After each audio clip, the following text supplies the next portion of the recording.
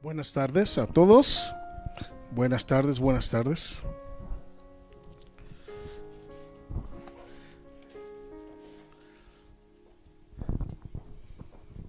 Pues ya escuchamos, ya sabemos, estamos recordando la última semana de vida corporal de nuestro Señor y Salvador Jesucristo, y pues yo no puedo dejar de acordarme, como dice la canción, parece que fue ayer, que yo estaba en mis 18 años y las primeras veces que me daban el lugar para predicar, pues fue en la Semana Santa, y era algunas de las 7 palabras, porque antes pues era muy tradicional y era muy importante recordar las 7 palabras. Y a medida que ha ido pasando el tiempo van cambiando las cosas, y algunas cosas que son buenas se van perdiendo y otras cosas que no son buenas van tomando fuerza, y así pasa en la vida. Pero se me hace a mí muy llamativo la cuestión de que pues, ahorita ya hace 42 años de eso, y yo digo, qué rápido se me escapó la vida. Ya se me escapó la vida. A todos se nos escapa la vida en un abrir y cerrar de ojos, bien rápido. Primero somos jóvenes y luego ya somos adultos cuidando niños, y luego ya somos gente mayor, y después de eso pues regresamos. Ayer con unos hermanos platicaba que Dios, pues Él no ve las cosas como nosotros.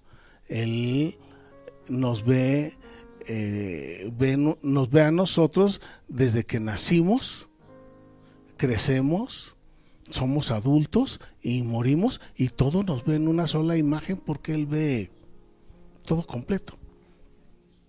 Él ve todo completo. Nosotros vamos viendo por pedacitos, vamos viendo hacia adelante, y lo de atrás a veces se nos va olvidando, pero Dios nos ve en toda, ahora sí que en todo nuestro esplendor y en toda nuestra plenitud, desde antes de que llegáramos aquí hasta después de que nos vayamos de aquí, y nadie escapa de eso.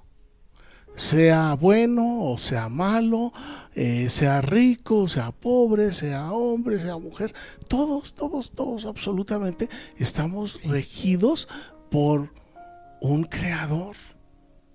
Y ese creador y su Hijo Jesucristo, en su grande amor, cuando veía que los hombres continuamente estaban orientados hacia el mal, Él fue quien dijo: voy a hacer un plan para que se salven. Y por eso es que estamos aquí el día de hoy. Pero antes de entrar en el mensaje, quisiera invitarlos a que revisemos dos citas que están relacionadas con lo que vamos a ver el día de hoy, pero digamos que son como dos pepitas de oro, como dos joyas que me gustaría que viéramos. Están en el libro de Deuteronomio, por si quieren irlo buscando. Y es que ahorita con estas dos citas, lo que yo estoy tratando de darles a entender a ustedes es que toda la vida de nuestro Señor Jesús fue el cumplimiento de algo que se había predicho. Su nacimiento se predijo, su forma de vivir se predijo. También fue predicho que Él iba a devolver el amor y la armonía a la familia, y que Él iba a morir por nuestros pecados. Absolutamente todo con relación a nuestro Señor Jesús fue predicho. Y en estos términos, en la Biblia, ustedes saben que la tenemos dividida en dos partes: el Antiguo Testamento y el Nuevo Testamento. Y en el Antiguo Testamento tenemos la historia del pueblo de Israel, y en el Nuevo Testamento tenemos la historia de la Iglesia de Cristo. Pero En el Antiguo Testamento nosotros encontramos todas las explicaciones del porqué de lo que sucedió en el Nuevo Testamento. Y es exactamente eso lo que quiero transmitirles en este día. Vamos a ver dos versículos. Uno habla, vamos a verlo, es Deuteronomio capítulo 24 y es el verso 7. Todavía no estamos en la predicación, nada más estoy tratando de antojarlos para que lean el Antiguo Testamento, estoy tratando de antojarlos para que lean Deuteronomio. Entonces, Deuteronomio 24, 7. ¿Lo quieres leer, Nef? 24, 7. Uh-huh. Cuando fuera hallado alguno que hubiere dejado a uno de sus hermanos, los hijos de Israel, y le hubiera esclavizado o le hubiera vendido, morirá el taladrón y quitarás el mal de en medio de ti. ¿Se les hace conocido esto? ¿Sí? ¿Les hace pensar en algo? ¿En qué? ¿En quién? ¿En quién les hace pensar esto? Dice, cuando fuere hallado alguno que hubiere hurtado a uno de sus hermanos, los hijos de Israel, y le hubiere esclavizado o le hubiere vendido, morirá el tal ladrón y quitarás el mal de en medio de ti. ¿En quién? ¿A quién le recuerda este verso? ¿Mande? ¿A Faraón? Es Judas. Es Judas, directito. Es Judas. Judas vendió a su hermano israelita, Jesucristo. Y luego yo me pongo a pensar en lo que terminó Judas, pues era una consecuencia lógica por lo que él había hecho. Pero cuando yo leo esto en el Antiguo Testamento, entonces entiendo con mayor amplitud lo que hizo Judas, la gravedad de lo que hizo y la forma en que terminó su vida. También hay ciertas similitudes con el faraón, pero sí, efectivamente, esto nos lleva directo a Judas. Miren, otro verso, por favor. Otro verso, por favor. Ahí en el capítulo siguiente, que es el 5, en el verso 3. Deuteronomio 5:3, ¿qué dice? Se podrá dar cuenta no más, no sea que si lo hieren con muchos azotes, más que estos se sienta tu hermano envilecido delante de tus ojos. Uh-huh. Sí, gracias. Se podrá dar 40 azotes, no más. No sea que si lo hieren con muchos azotes, más que estos, más de 40, se sienta tu hermano envilecido delante de tus ojos. ¿Y esto qué les recuerda? El martirio por el que pasó el Señor Jesús. Y a Jesús le dieron 40 azotes, sí, pero no solamente le dieron 40, le dieron hasta que se cansaron, hasta que la sangre brotaba por todo su cuerpo. En otras palabras, ¿qué le hicieron? Lo envilecieron. Y aquí está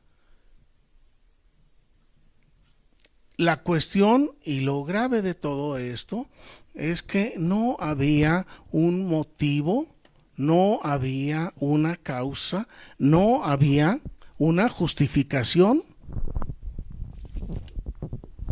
para hacerle esto al Señor Jesús.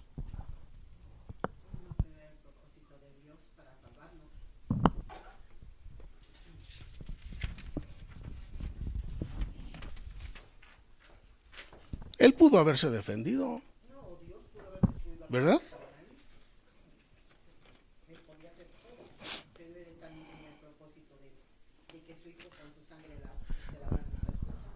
Pues es que el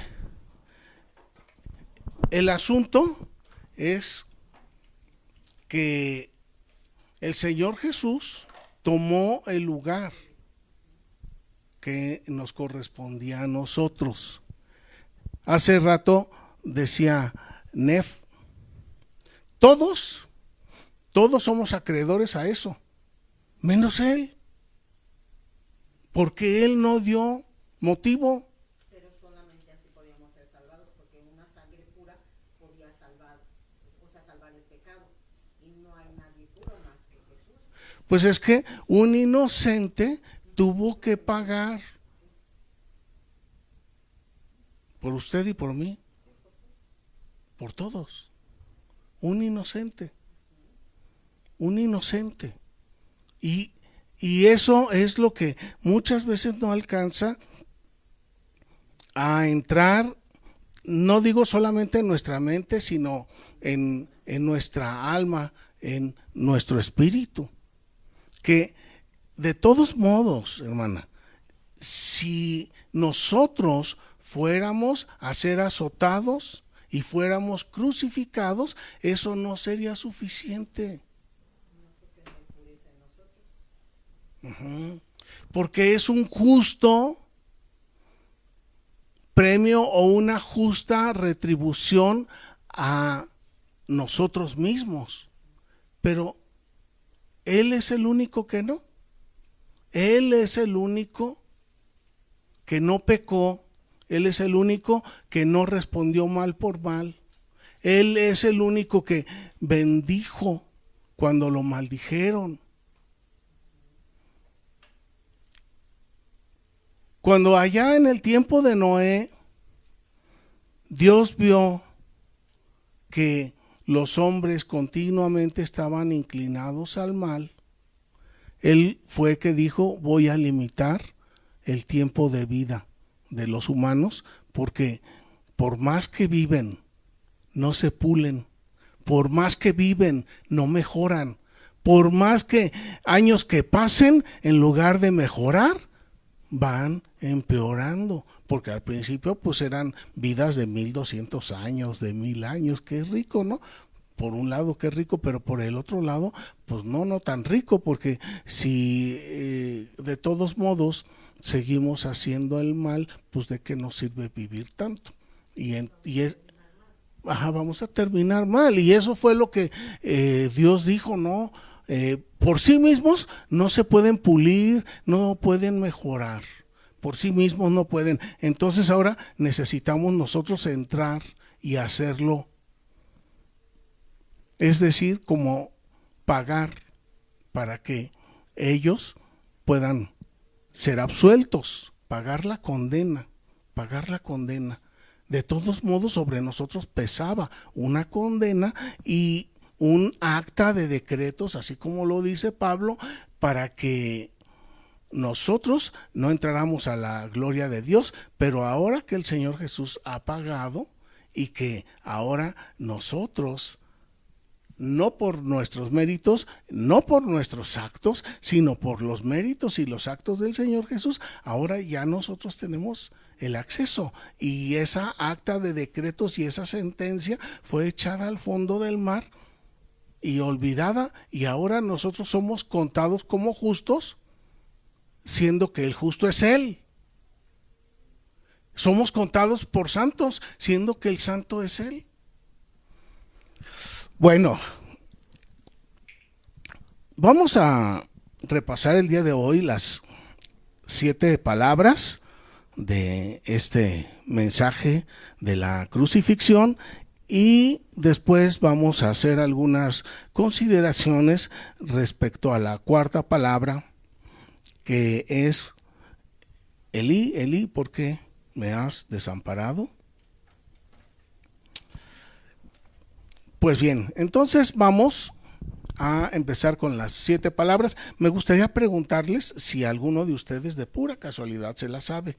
Y esto es otra tarea de examen para entrar al cielo. Y cada vez que pregunto los 10 mandamientos, se supone que todos nos los debemos de saber. Y la verdad es que veo que no, ¿quién sabe por qué? ¿Quién sabe por qué nos negamos a aprendérnoslos? Es más fácil vivir sin ley que vivir con ley, ¿verdad? pues, más a gusto. Y con los mensajes o las palabras del día de la crucifixión también es algo muy muy parecido. Todos nos las sabemos porque nos las han enseñado hasta el cansancio, pero no nos las sabemos de memoria. Entonces vamos a ver, la primera palabra la encontramos en Lucas 23:34.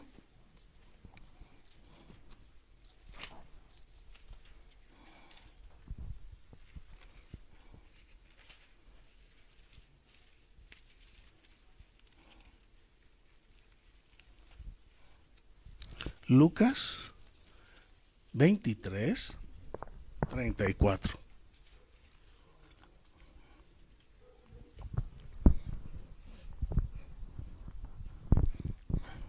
¿Ya estamos ahí?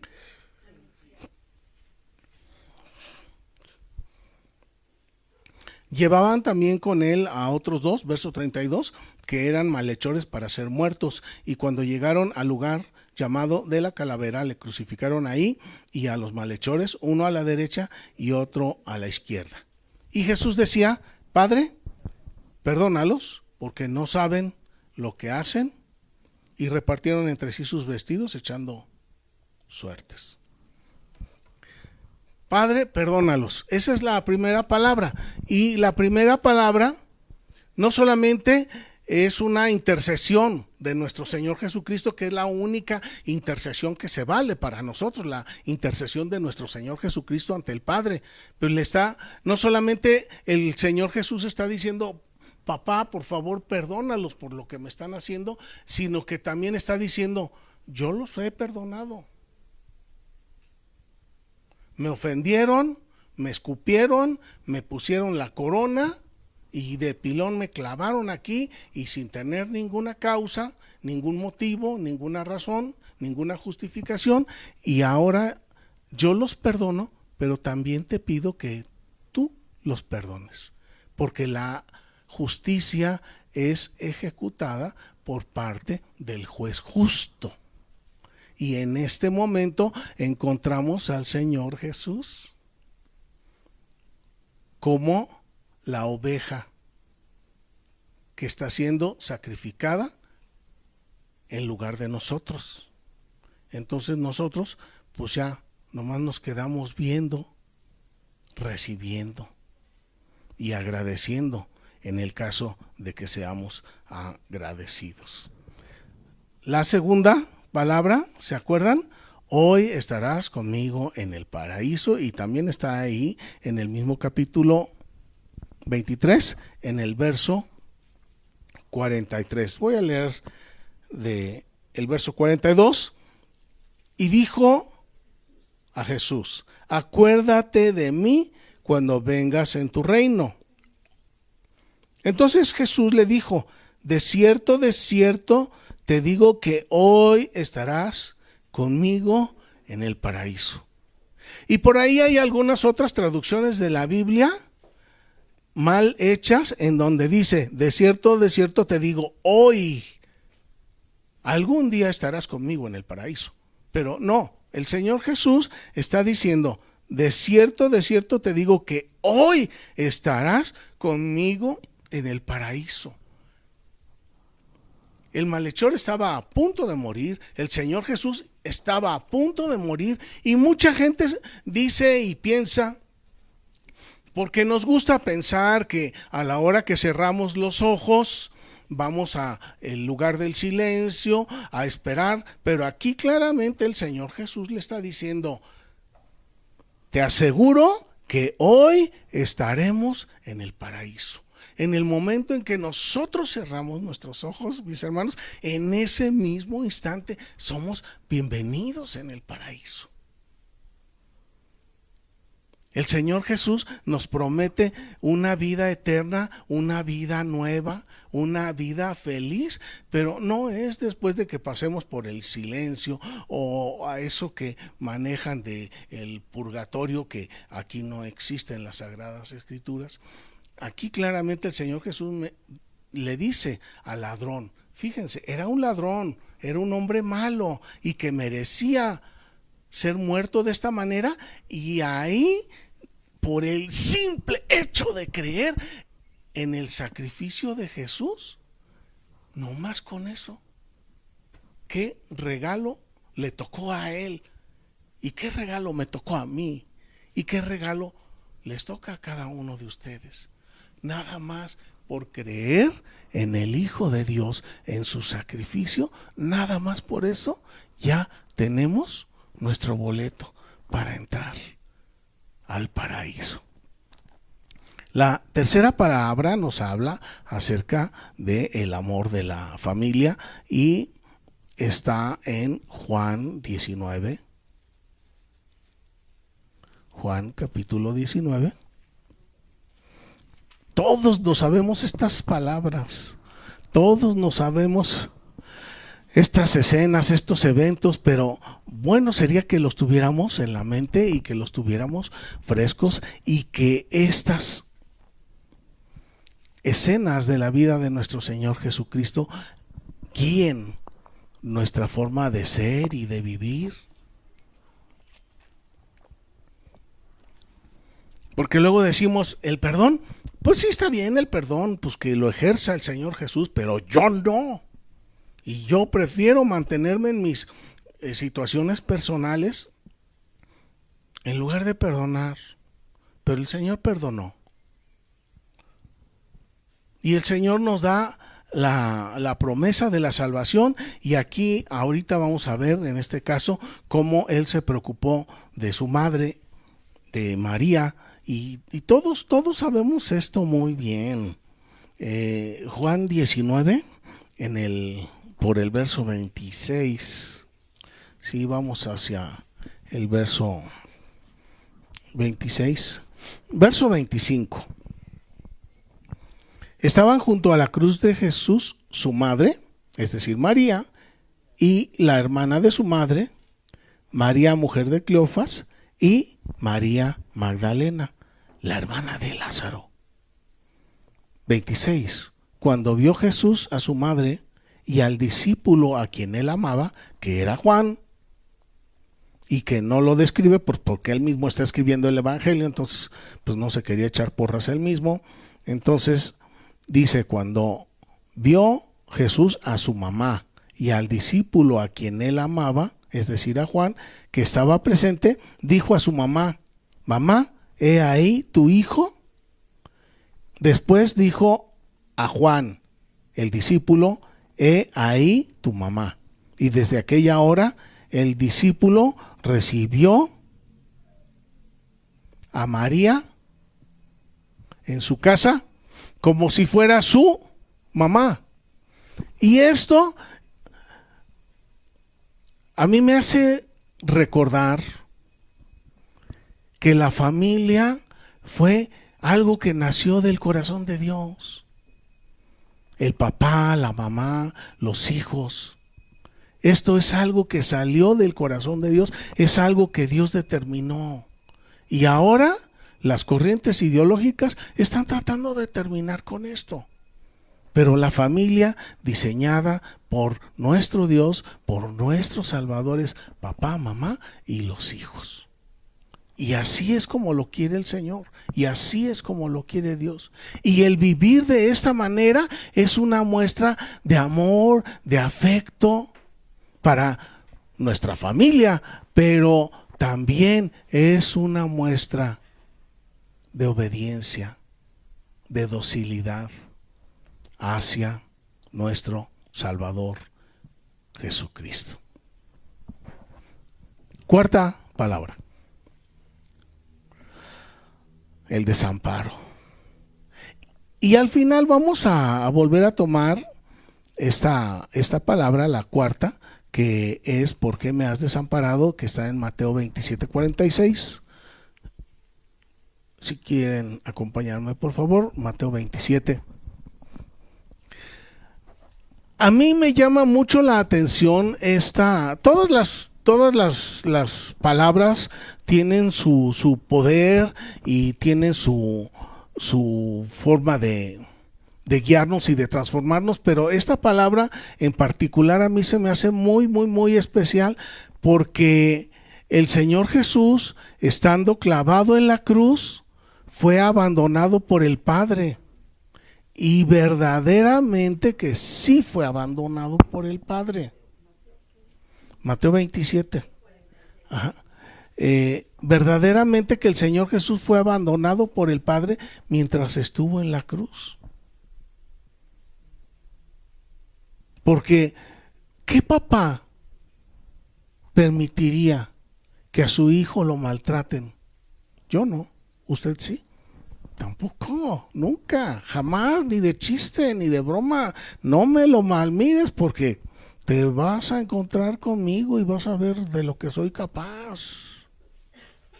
¿A poco no?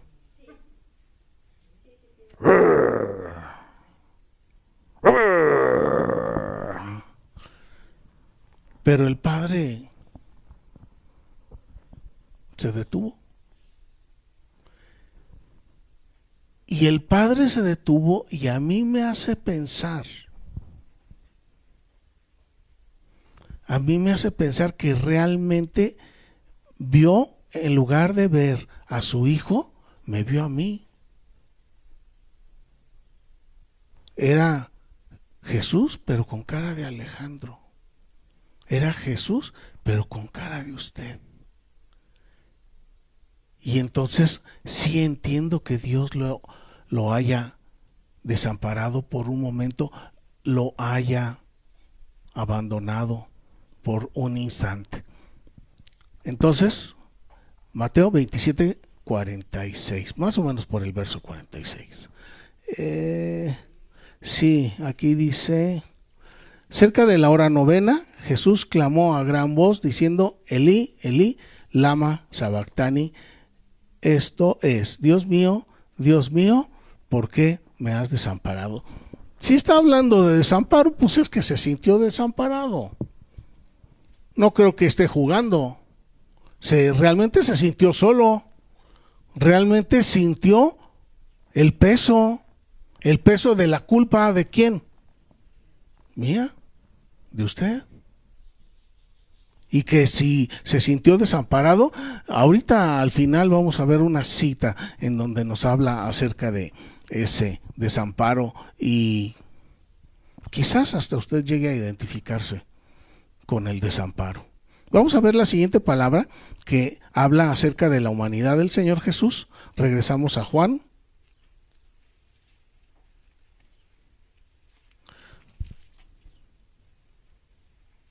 Juan 19.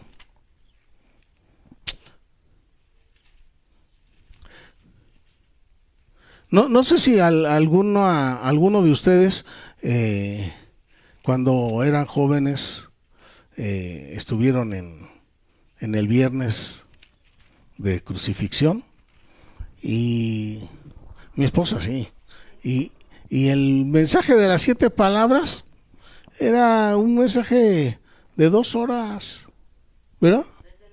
Ajá, era a las 3 de la tarde, ajá, en el rayo del sol, sin comer, sin Coca-Colas, pero el mensaje era de 2 horas. Y en 2 horas uno trataba de entender, de comprender, de tomar conciencia de todo lo sucedido, y lamentablemente regreso yo a la primera palabra donde dice: perdónalos porque no saben lo que hacen. ¿Y ustedes creen que no sabían que estaban matando a un inocente?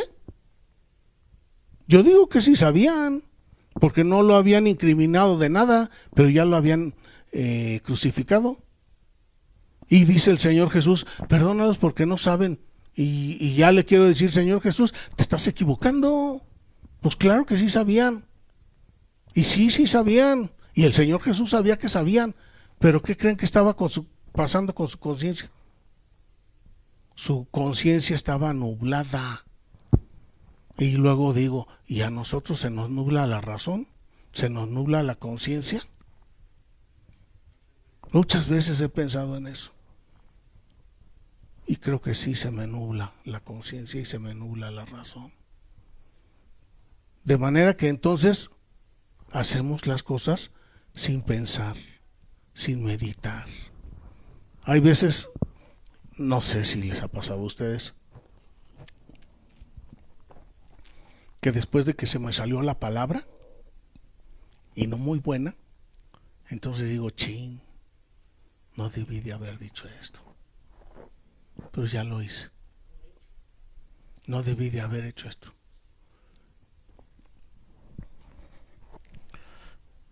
Estamos en la humanidad de nuestro Señor Jesús y también en el momento de la humanidad nuestra. Juan 19, 28. Juan 19, 28. Después de esto, sabiendo Jesús que ya todo estaba consumado, dijo, para que la escritura se cumpliese: tengo sed. Y el tener sed, pues habla de una necesidad física.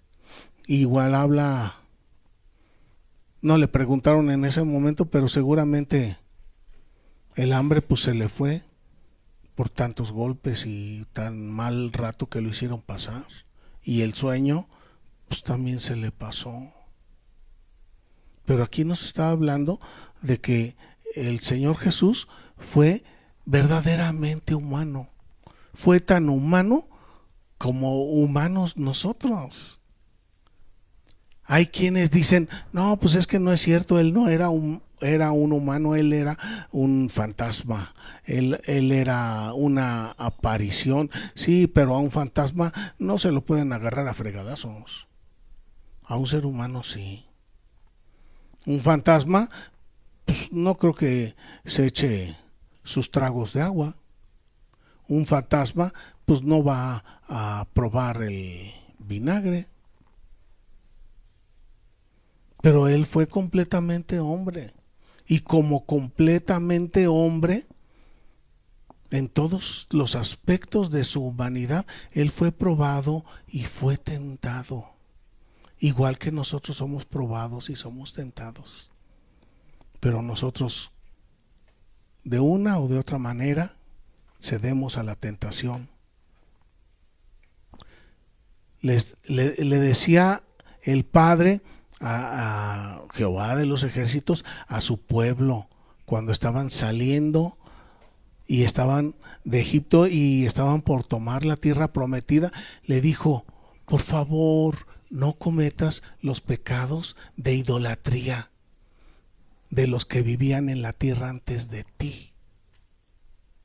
Porque si tú cometes esos pecados de idolatría, entonces tú te vas a apartar y te vas a alejar de mí. Pero la gente no lo entendió y la gente no hizo caso y se fueron tras la idolatría, como lo que nos pasa ahora aquí en nuestra nación. La gente se ha ido atrás de la idolatría y ya dejan en segundo plano al único y verdadero Dios vivo.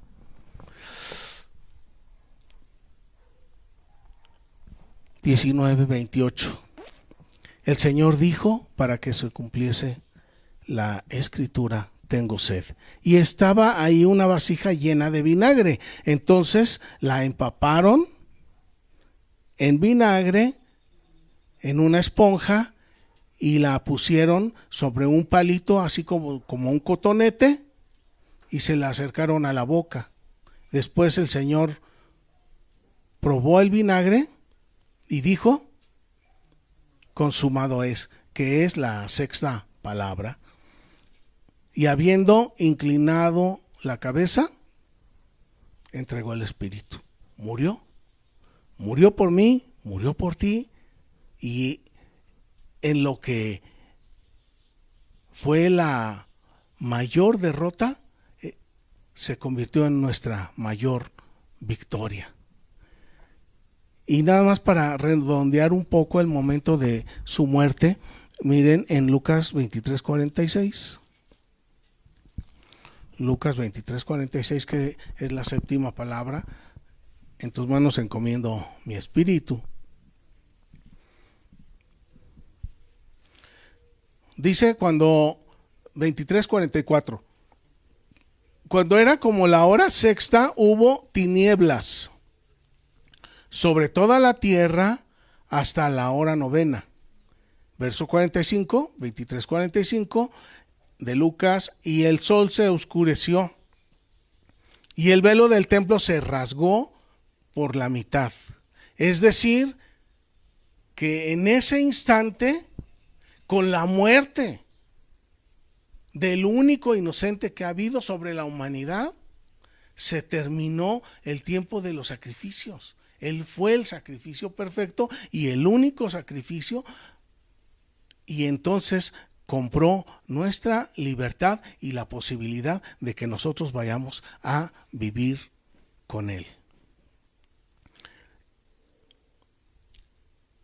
Verso 45: el sol se oscureció y el velo del templo se rasgó a la mitad. Entonces Jesús, clamando a gran voz, dijo: Padre, en tus manos encomiendo mi espíritu. Y habiendo dicho esto, expiró. Dejó de respirar. Falleció. Murió. Su cuerpo dejó de latir.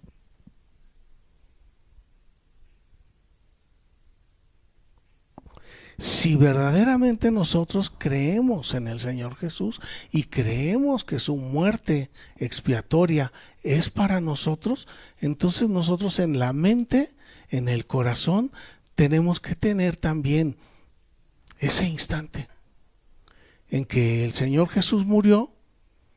Realmente ahí el que murió fui yo, fue usted, fuimos nosotros. Y a partir de ese momento, ahora nosotros ya somos criaturas nuevas, somos nacidos nuevos. Antes era la inclinación a hacer el mal, ahora naturalmente tiene que haber una inclinación a hacer el bien. Y esto es algo que también va cultivándose en nosotros al estar en contacto y en comunión con el Señor. Vamos a Mateo 27, por favor. Consecuencias, grandes consecuencias de la muerte del Señor Jesús. Mateo 27.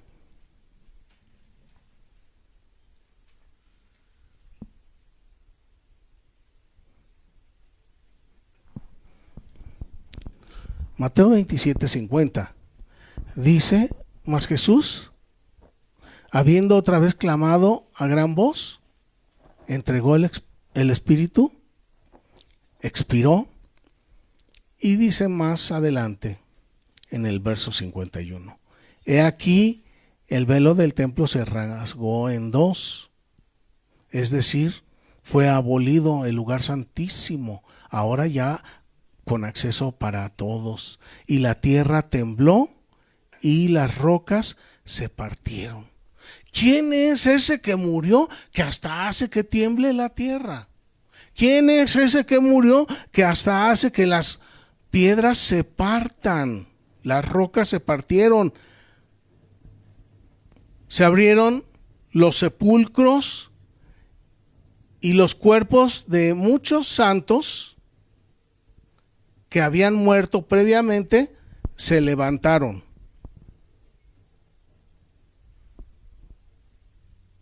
Ya se escucha que va a llover. Y saliendo de los sepulcros, después de la resurrección del Señor, vinieron a la santa ciudad y aparecieron a muchos.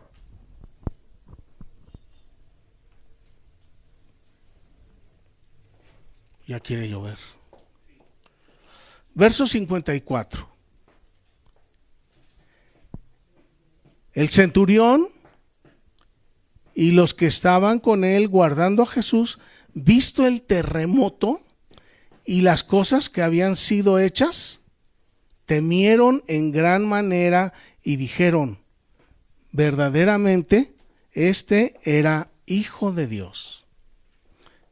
Estaban ahí muchas mujeres mirando de lejos, las cuales habían seguido a Jesús desde Galilea, sirviéndole, entre las cuales estaban María Magdalena, María la madre de Jacobo y de José, y la madre de los hijos de Zebedeo. Aquí a mí lo que me llama la atención es que el centurión, pues él estaba haciendo su chamba, crucificando. Para eso le pagaban. Y todavía a la hora que ve que hay terremoto, ahí ya reconoce. El incrédulo que empieza a creer. Dice, caray, dice, no maldijo, no echó bronca, se aguantó. ¿Por qué se aguantó? Pues porque tenía un fin superior, que era alcanzarlo a usted y a mí. Pero a la hora que él ve todo lo que sucede, cómo se oscureció el sol, cómo tembló la tierra, este hombre creyó. ¿Usted cree que él alcanzó salvación? Sí, creyó en el Hijo de Dios. Era un hombre malo, igual que los ladrones, igual que yo, igual que usted quizás. Pero aún así,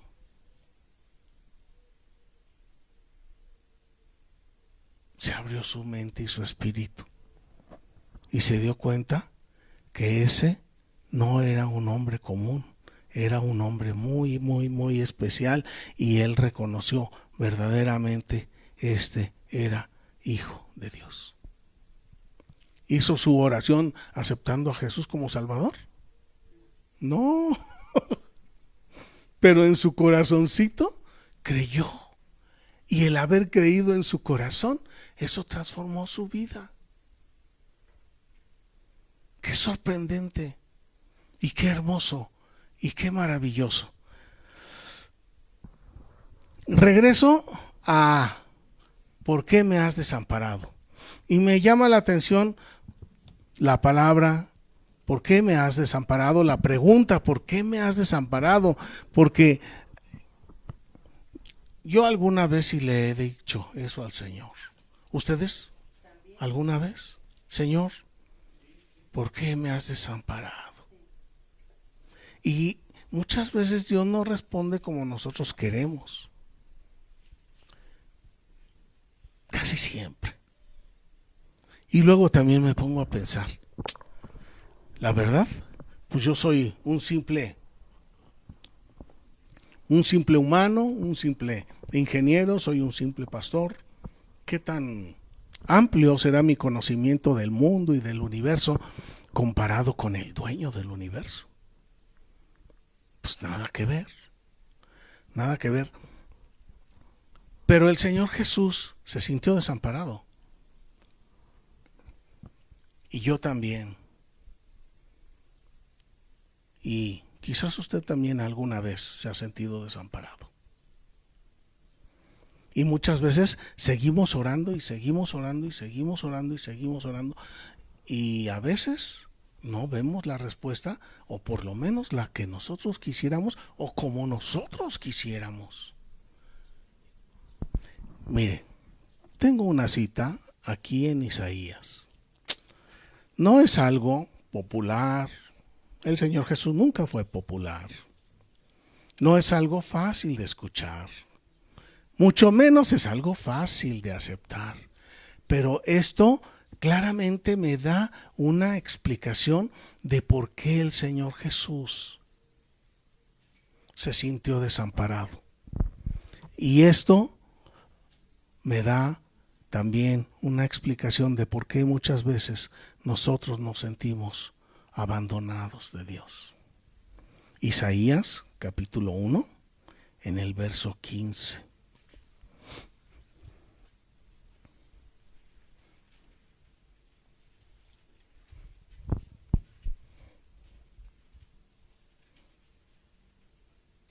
Ya estamos ahí, ¿verdad?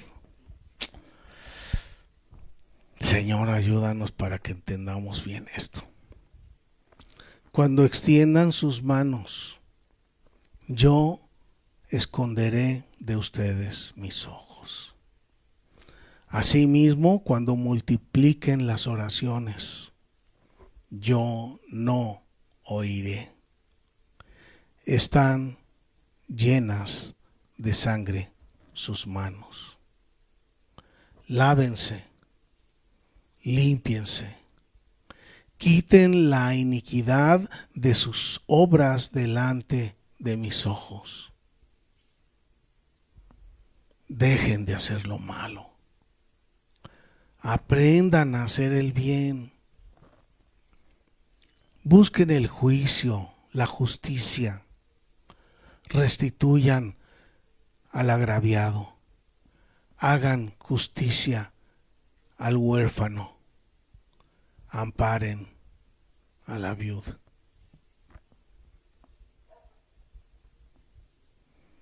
Vuelvo a leerlo. Cuando extiendan sus manos, yo esconderé de ustedes mis ojos. Asimismo, cuando multipliquen las oraciones, yo no oiré. Llenas están de sangre sus manos.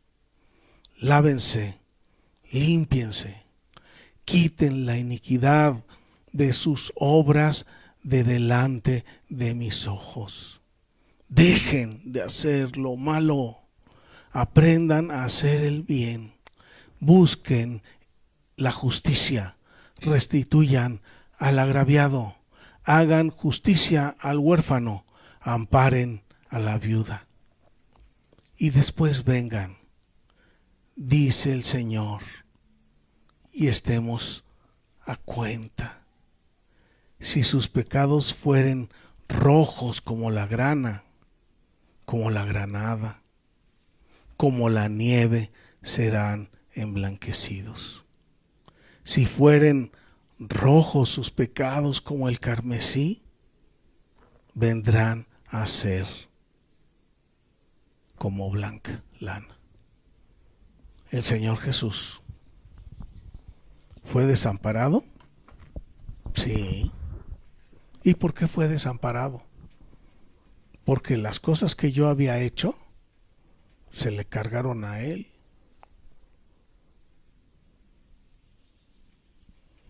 Y en algunas ocasiones, cuando yo he estado en oración, he escuchado estas palabras.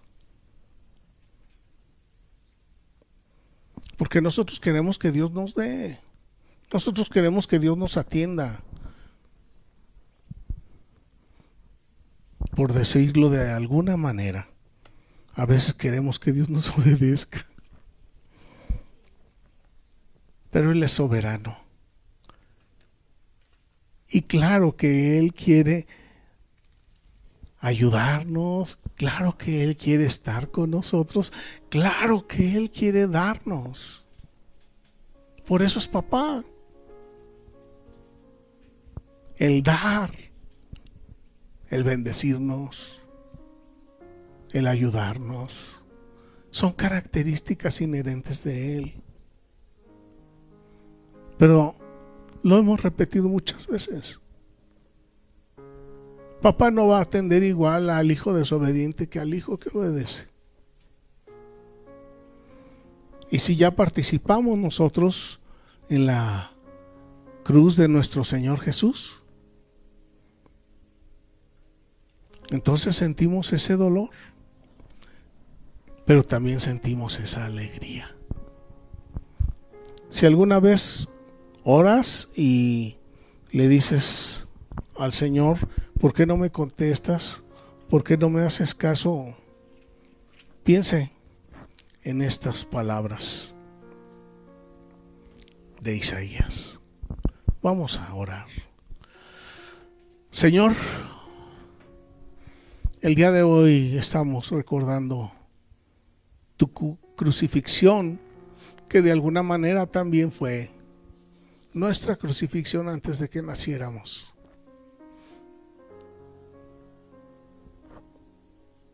Tú conoces nuestra vida, Señor.